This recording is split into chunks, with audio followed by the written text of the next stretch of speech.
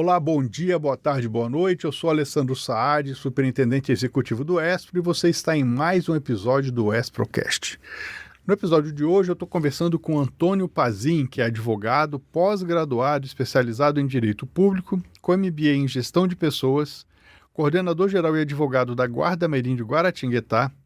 Trabalha no terceiro setor desde 1997, participando ativamente da implementação e acompanhamento de serviços, projetos e programas da política da assistência social, especialmente os que envolvem crianças, adolescentes e jovens em situação de risco e vulnerabilidade pessoal e social.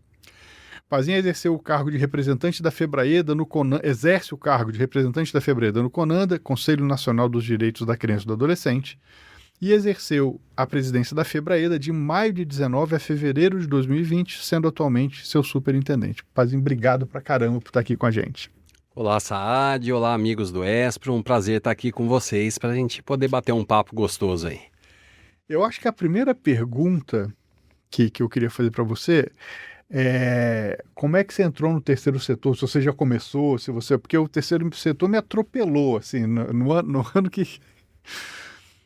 Na verdade, assim, a minha entrada no terceiro setor coincide com o início da minha faculdade em Direito, né? Tá. Sou formado em Direito.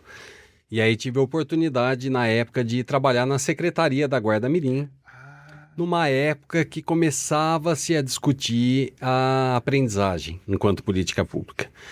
Então, na época, o Dr. Clemente Turner, que era o presidente, me convidou para trabalhar lá e ajudar na implantação. Tá bom. As fiscalizações do Ministério do Trabalho estavam começando e ele precisava de uma orientação, mudava tudo, porque antes a gente falava do estágio educacional do artigo 68 do ECA, sem vínculo empregatício, onde a exigência pedagógica superava a produtiva, uma outra configuração de trabalho de adolescentes e jovens. E aí eu fui atropelado também pelo terceiro setor, porque é paixão à primeira vista. Entendi. Então, minha vida toda eu tive diversas outras ocupações, mas sempre com o terceiro setor como eixo central. Entendi. E para quem não conhece ainda, explica, por favor, o que é a FEBRAEDA e como ela atua. FEBRAEDA é a Federação Brasileira de Associações Socioeducacionais de Adolescentes. Ela surgiu em 2004, resultado da fusão de outras duas federações que existiam na época, a FEBRASA, que era a Federação das Guardas Mirins, e a FEBRESE, que era a Federação dos Patrulheiros, Campes e similares. Em 2004, as duas se uniram e formaram a federação, que tem o objetivo de assessoramento técnico, jurídico, administrativo, político a outras organizações da sociedade civil que desenvolvem serviços, projetos e programas dentro da política da assistência social voltados ao atendimento de adolescentes, jovens, pessoas com deficiência e suas famílias, né, especialmente aqueles em situação de risco, de desproteção social, com ações de promoção e integração ao mundo do trabalho, com serviço de convivência e fortalecimento de vínculos, enfim, algo que promova a condição da pessoa e ajude na construção de um projeto de vida pessoal e profissional. Perfeito. Eu entendo e acredito que entidades como a FEBRAEDA, elas são extremamente necessárias no momento em que a gente está buscando algum tipo de regulação, né, da gente ficar mais ou menos próximos dos mesmos, né? Então, assim, poxa, ó, a gente tem entidades que têm a atuação similar, como é que a gente acha um espaço seguro para ter uma troca aqui de experiências, para ter uma defesa dos direitos ou da atuação dessas entidades e tal. E o ESPRO faz parte da FEBRAEDA, é membro integrante e tal, e para a gente é muito valioso essa troca, né? Mas eu vejo também que nem toda a sociedade percebe a importância e o valor disso, né? Porque juntando entidades que defendem a causa do jovem, no caso do ESPRO, da grande maioria das nossas entidades aqui na FEBRAEDA, a gente está falando da aprendizagem profissional, né? Tem uma necessidade da gente tentar criar uma homogeneização aqui, não, assim, a gente não abre mão disso aqui, isso aqui a gente faz, a gente cumpre a lei e tal, porque a gente acaba sendo o guardião do futuro do jovem, né? Você conseguiria compartilhar com a gente algumas situações que pela Febraeda, a Febraeda foi determinante para que pudesse ajudar determinadas entidades em situações específicas? Sem dúvida nenhuma. Você mencionou aí dois aspectos, eu acho que estruturantes da atuação da Febraeda. Primeiro é esse assessoramento técnico, legal, jurídico a outras organizações que não têm a estrutura e qualidade que o Espro tem. Né? O Espro está num outro patamar de desenvolvimento, de profissionalismo, de processos já estabelecidos e em constante aprimoramento. Muitas associadas da Febraeda são entidades pequenas, de municípios pequenos, que precisam de um assessoramento para que a gente consiga unificar e promover qualidade no desenvolvimento das ações. Então, todo o apoio que vem na implantação dos serviços, quais são as normativas, quais são as leis, instruções, portarias que regem burocraticamente a implantação e o desenvolvimento daquela ação. Quais são os registros, como é que é o relacionamento com os conselhos de direito e depois no dia a dia, para sanar dúvidas de relação trabalhista ou qualquer outra relação jurídica que esteja implicada no dia a dia, né? E depois, eu acho que um aspecto fundamental de uns anos para cá, porque eu faço parte da federação antes da federação virar a Febraeda. Eu era da Febrasa, a Guarda-Mirim de Guaratinguetá era associada da Febrasa. Lá nos idos de quanto, mais ou menos? Dos anos 2000, 2001. Tá bom, né? Beleza. 2004 surge a Febraeda, mas hoje eu acho que ela, na questão da articulação política e da representação das organizações da sociedade civil enquanto coletivo. A gente ocupar nossos espaços e participar ativamente da elaboração das normas que regulam a nossa vida. Perfeito. Hoje, a Febraeda está presente. Eu estou hoje conselheiro no CONANDA, mas nós estamos nos principais conselhos nacionais.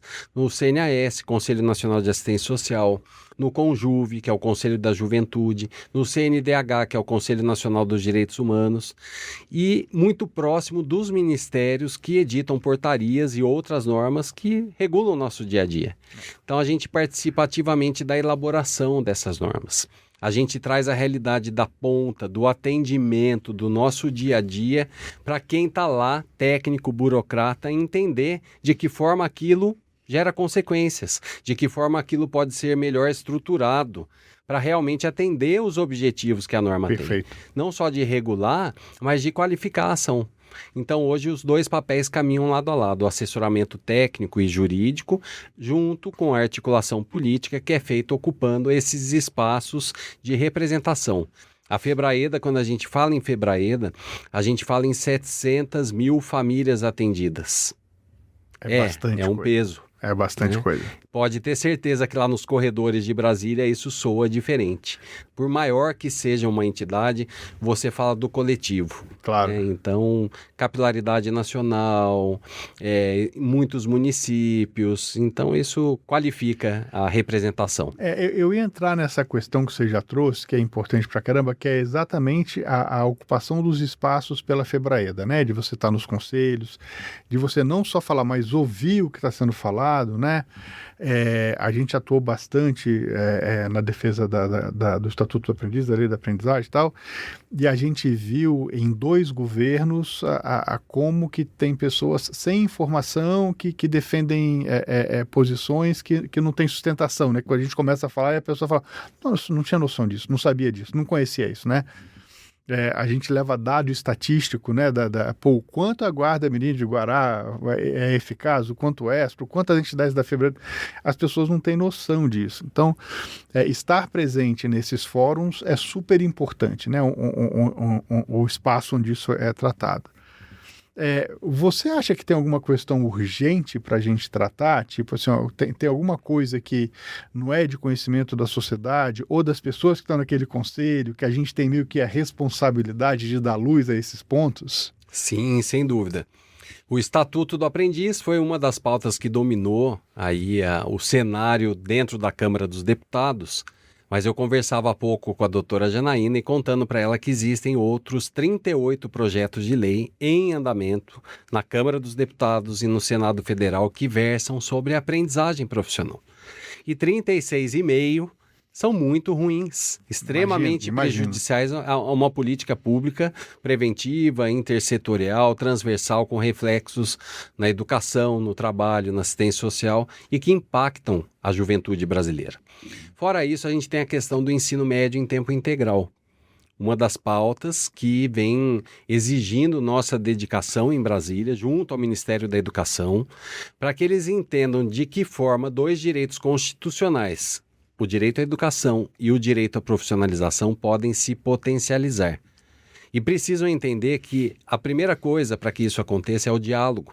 Diálogo entre políticas públicas. Exato. Um fortalecendo o outro. A educação continua sendo prioridade, continua sendo a ferramenta principal de transformação de oportunidades na vida do jovem. Mas ele precisa caminhar junto com o atendimento a necessidades básicas. Claro. Né? E a aprendizagem é esse caminho de garantir os demais direitos. Nós temos aí importantes resoluções hoje, resolução 234, de 15 de maio agora do Conselho Nacional de Assistência Social, que também trouxe pela primeira vez a aprendizagem dentro da política de assistência social, né? Temos aí outras construções muito relevantes que sedimentam esse entendimento. Semana passada eu estava no 3º Congresso Brasileiro de Enfrentamento à Violência Sexual contra Crianças e Adolescentes. E pela primeira vez a aprendizagem profissional aparece enquanto política pública preventiva no Plano Nacional Decenal. Sensacional. Então a gente fala aí de 10 anos de política pública de enfrentamento à violência como ação preventiva. Mas por quê? Né? As pessoas podem perguntar. Porque a exploração sexual de criança e adolescente é uma das piores formas de trabalho que existe. Eu entendo até que tem uma coisa complementar, te interrompendo aí o raciocínio, no momento em que a gente tem esse jovem dentro da aprendizagem profissional, ou na pré-aprendizagem, nas formações para o mundo do trabalho e tal, que a gente primeiro dá uma camada de cidadania, né, dele entender direitos e deveres. Segundo, a gente mostra de todos os programas de proteção que existem. Terceiro, a gente mostrar que as entidades de aprendizagem profissional são um lugar seguro, né? A gente consegue fazer uma grande mudança. Tem todas as campanhas nacionais, né, os meses coloridos, né, então... E a gente tendo dentro do espaço aqui essa interlocução com ele, ele percebe que ele pode, por exemplo, pedir ajuda e tal. Então, sei lá, entidades como as nossas têm psicólogas sociais que podem acolher esse jovem para questões mais delicadas, né? As assistentes sociais fazem um trabalho sensacional no sentido também de entender qual é a necessidade desse jovem, dar o encaminhamento e tal. E a gente faz um trabalho complementar ao da rede.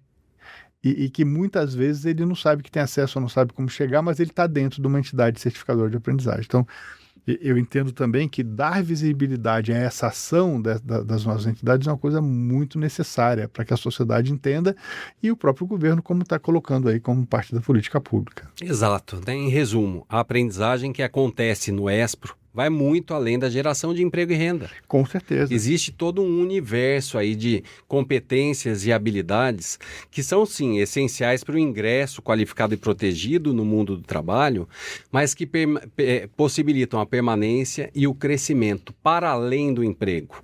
Né, ao trabalho com as habilidades e competências socioemocionais, que é construído com essa equipe técnica que o ESPRO tem, que vai dar atenção para a pessoa ser uma pessoa de qualidade e, consequentemente, essa qualidade se refletir nas demais áreas da vida. Né? O investimento que existe para aquele estabelecimento que abre as portas para um aprendiz do ESPRO vai muito além do cumprimento da lei. Com certeza. Ele está possibilitando a formação de um dos maiores gaps hoje que existe no setor produtivo, qualificação profissional. O aprendiz do ESPRO, eu garanto que vai superar essa expectativa. Vai ter todo o apoio da entidade, e aí você tocou num ponto que é fundamental.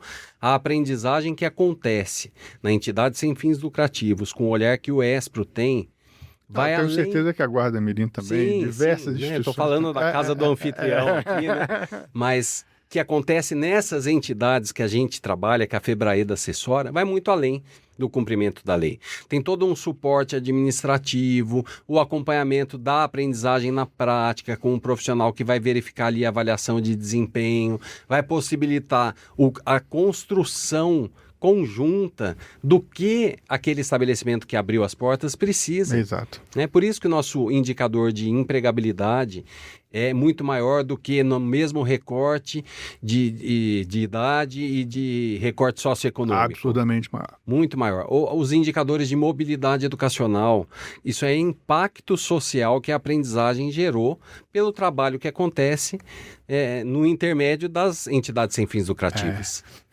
Antes, a gente grava vários episódios no mesmo dia, né? Faz de conta que vocês não ouviram isso, tá? E antes de você, eu estava conversando com uma amiga que a gente fez um curso juntos nos Estados Unidos. Há muito tempo, tinha tempo que eu não a vi e tal, e ela trabalha numa multinacional que é uma auditoria internacional, empresa gringa e tal. E ela falando assim, ó, quando eu soube que você estava no ESPRO, eu fiquei feliz porque o meu gerente administrativo foi aprendiz da primeira leva de aprendizes e foi o ESPRO que fez com a gente o projeto. Ele está há 15 anos com a gente, sei lá. Então, assim, o que as pessoas não enxergam é que a partir do momento que a gente abre a porta para esse jovem e ele passa esse período de tempo com a gente, ele aprende a andar sozinho. Exato. E aí ele sai dessa vulnerabilidade, ele arrasta com ele a família dele, ele arrasta com ele a comunidade dele. Então, eu sinto que muitas vezes a sociedade não percebe isso, o quanto isso é poderoso, né?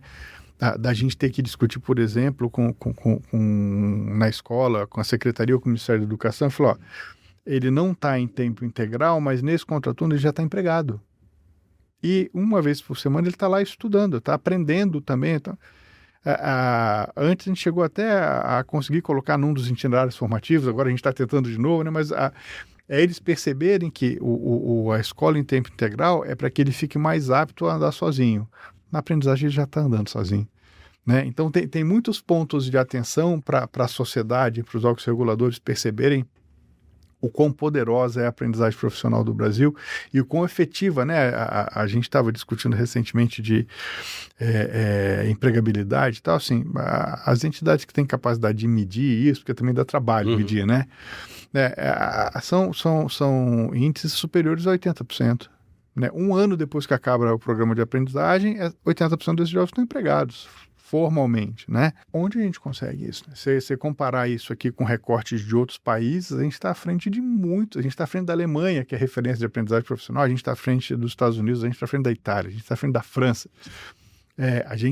A aprendizagem profissional brasileira, né? Eu estou falando dos dados do ESPRO, mas as entidades sérias vão medir e vão dar resultados muito parecidos, né? Porque assim, não tem jeito de dar ruim. Se você cuida do jovem, você desenvolve o jovem, você estimula o jovem, ele voa.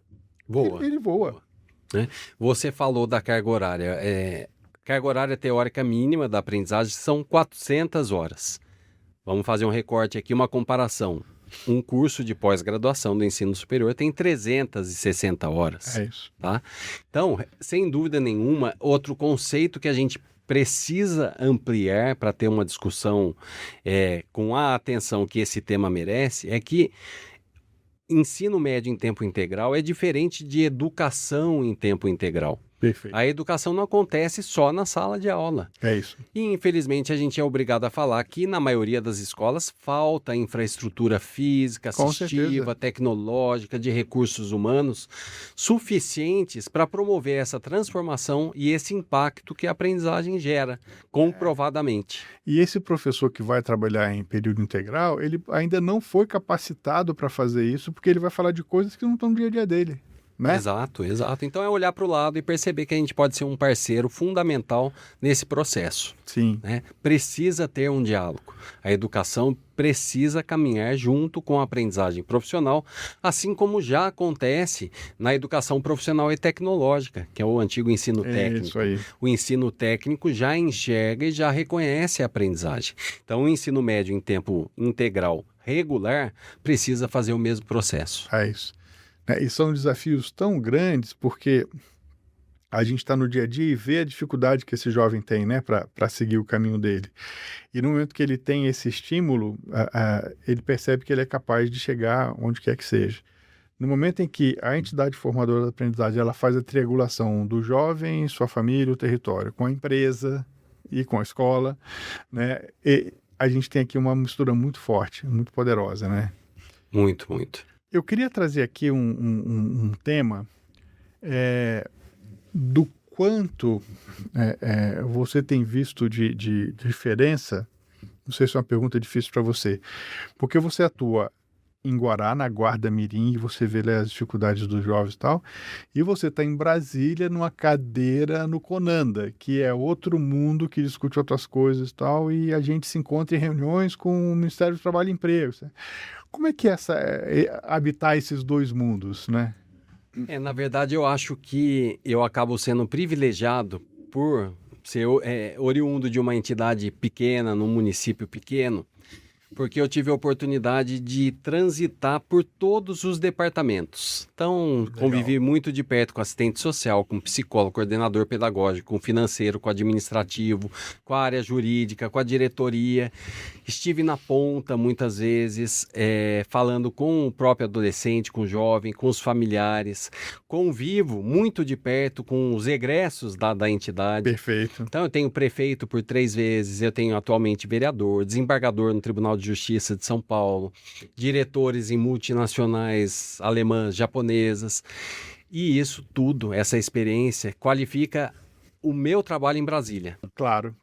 Porque eu acho que o mais importante em Brasília, muitas vezes, talvez eu conviva ali com pessoas tecnicamente muito mais habilidosas. Mas o segredo de Brasília é o relacionamento. É como você se relaciona num contexto muitas vezes diverso, plural, e consegue transmitir o seu recado. Perfeito. Transformar ele em resultado prático. E essa experiência de um município pequeno, muitas vezes, é o caminho para eu atingir, de alguma maneira, trazendo a realidade para aquele burocrata, para aquele deputado que não conhece a nossa realidade. Boa. Eu acho que dessa forma que uma coisa dialoga com a outra ali. Você trouxe um negócio que não estava no meu radar, né? A probabilidade de você ter um aprendiz prefeito é maior que a minha. Sim. A probabilidade de você ter um percentual grande dos grandes empresários e decisores e executivos é maior que a minha. Né? E mais ainda, mesmo que o prefeito não tenha sido aprendiz, tem alguém ali no meio que foi e que você consegue chegar no prefeito, né? Sim. E tem uma dinâmica dos municípios menores que tem, acredito eu, me corrija se eu estiver errado, que você tendo essa interlocução, você tem mais facilidade de desenvolver as coisas em conjunto, porque está mais próximo da realidade deles, né? E às vezes a gente não tem isso. Ou quando a gente aqui no Oeste vai abrir uma unidade no município que a gente não atua ainda, né? Num estado que a gente tem 2, 3 cidades, mas não tem ali e tal. É sempre começar do zero. É sempre, infelizmente ainda, é a percepção de que a entidade grande, que veio ocupar o espaço, que não sei o quê, eles nunca percebem que a gente está indo para somar, que a gente está levando para lá a experiência que a gente tem que deu certo em outros lugares e tal. E pensando aqui, essa dinâmica sua, ela acaba sendo muito mais poderosa, né? Porque você chega mais rápido, né? É cultural, né? É cultural. Guaratinguetá tem 123 mil habitantes. A Guarda Mirim foi fundada em 65, então 61 anos de atuação e ao longo desse tempo já atendeu 17 mil pessoas. Quase 15% da população de forma direta. É gente pra caramba. Então, assim, indireta, metade da população de Guará, de alguma forma, tem um relacionamento com a instituição. Então, eu tenho, como eu disse, prefeito por 3 vezes, tem vereadores, tem delegado de polícia, tem promotor de justiça, tem desembargador. Essa característica bairrista que as cidades pequenas acabam tendo, né? E aí é como se fosse um patrimônio mesmo do município. O que realmente é mais difícil num contexto mais amplo, né? Vou mudar completamente a conversa, tá? Vamos lá. Você é um profissional muito peculiar, porque você é advogado, mas você também é executor, é administrador, né? É formado em advocacia, mas atua administrando e tal. Você tem uma interlocução política, né? Conta um pouquinho da sua jornada para o jovem que está ouvindo, se ele achar interessante o que você faz, que caminho ele tem que fazer para atuar como você? Eu acho interessante porque tudo veio dessa experiência no terceiro setor e da necessidade que, infelizmente, a gente sempre teve em defender o que a gente faz, Perfeito. tá?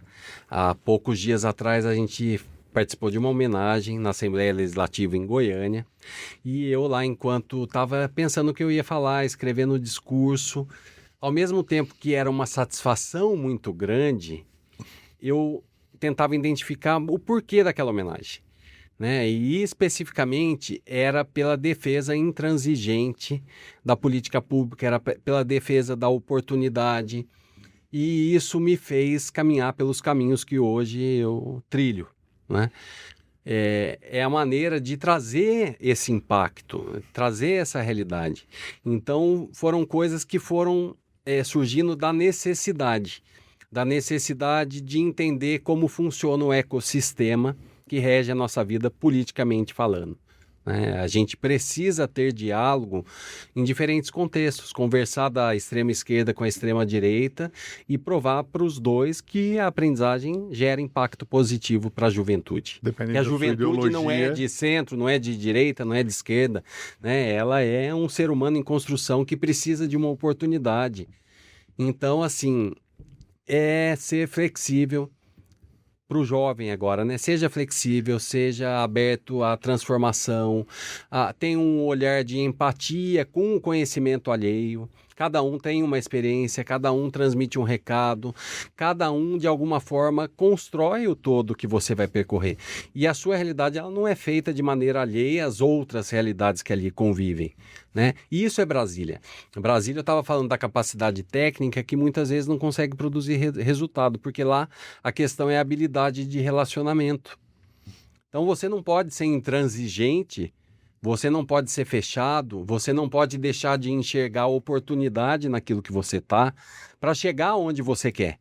Muitas vezes, para chegar onde você quer, você tem que percorrer um caminho que não era aquele ideal de primeira. Perfeito. Mas ele é necessário. Perfeito. E depois ele vai fazer parte da sua estrutura, né? E enxergar o que aquilo contribuiu para você se solidificar. É advogado, mas eu fui para Brasília trabalhar com um deputado que era relator na época lá do Estatuto do Aprendiz, e muitas vezes eu atendia prefeitos, eu conversava com vereadores, fazia sala, levava para conhecer Câmara. Mas hoje a Guarda Mirim tem sede em outros municípios. Sim. E foi de lá, e foi dessa minha maleabilidade, vamos falar assim, Boa. de entender que era uma troca, o espaço de participar da construção da lei que rege a aprendizagem no Brasil, em troca de um atendimento, de um conhecimento que ia acabar entrando para o meu relacionamento, entendeu? Então é assim, seja aberto, né? Enxergue Boa. tudo como uma oportunidade. Você estava falando, eu estava lembrando de duas coisas. Uma que você estava descrevendo, eu estava vendo você descrever um empreendedor, né? É aquela pessoa que tem que ser flexível, que tem que entender a fala do outro para poder apresentar o seu ponto de vista, né? Independente para quem seja. Conhecer o seu público. Né? Falar, ao mesmo tempo, ter essa curiosidade de aprender sempre, de trazer essa, né? E de ter empatia, de ter respeito ao outro, às diferenças e tal. E aí me lembrou do negócio que tem um TED, o pessoal sabe que eu sou louco do TED. Meus filhos me sacaneiam, eu falo que eu assisto um TED por dia, que eu recomendo e tal. E tem um TED de uma escritora americana chamada Tali Seisi, que a família dela é de origem africana, ela estudou na França, mora nos Estados Unidos e tal. E quando perguntam de onde você é, ela se sente muito desconfortável, porque o conceito de nação para ela é um negócio muito estranho, que o cara determina que aquele espaço geográfico é a sua origem. E ela faz uma provocação que eu já incorporei para a vida, que ao invés de perguntar de onde você é, a pergunta é onde você se sente local. E ela tem 3 pilares, 3 R's. O primeiro são os rituais. Então, assim, eu sou descendente de árabe. Se eu vou num lugar que as pessoas estão pegando a comida com a mão e a mesa tá farta, né? Eu falo, pô, cara, que me lembra um lugar seguro, minha família, não sei o quê. Então, assim, eu me sinto local. Então, os rituais. O segundo são as relações. Se você está com pessoas que você se sente bem, que elas te respeitam, que você se respeita, se você se sente bem, você é local ali. E o terceiro são as restrições, são coisas que você não aceita, que você não permite. Fala, tudo bem, mas isso aqui não faz parte, eu não moraria num lugar assim, eu não faria um negócio assim. Tal. E eu sinto que quando a gente está ocupando espaços e quando a gente está construindo cidadãos, né? A gente está trazendo um pouco disso, né, cara? Assim, você pode chegar onde você quiser, você pode fazer o que você quiser, desde que você respeite as pessoas, que você siga e tal. E é um pouco dessa jornada sua, né? Então, assim, você está em Brasília, mas você pode ir para qualquer lugar, você pode chegar onde você quiser e tal, assim. E é uma trajetória muito bacana sua. E isto posto, eu acabo de descobrir que eu estou sem tempo para continuar o nosso podcast. Você quer deixar alguma mensagem para quem está ouvindo a gente? Você quer fazer alguma provocação? Você quer falar um pouquinho do que vem por aí na aprendizagem, ou na Guarda Mirim, ou na Febraeda, ou na vida do Pazin? Eu acho que o recado que eu gostaria de deixar, primeiro agradecer o espaço, a oportunidade da gente dialogar sobre tantas coisas, mas na verdade sobre o futuro da juventude, né?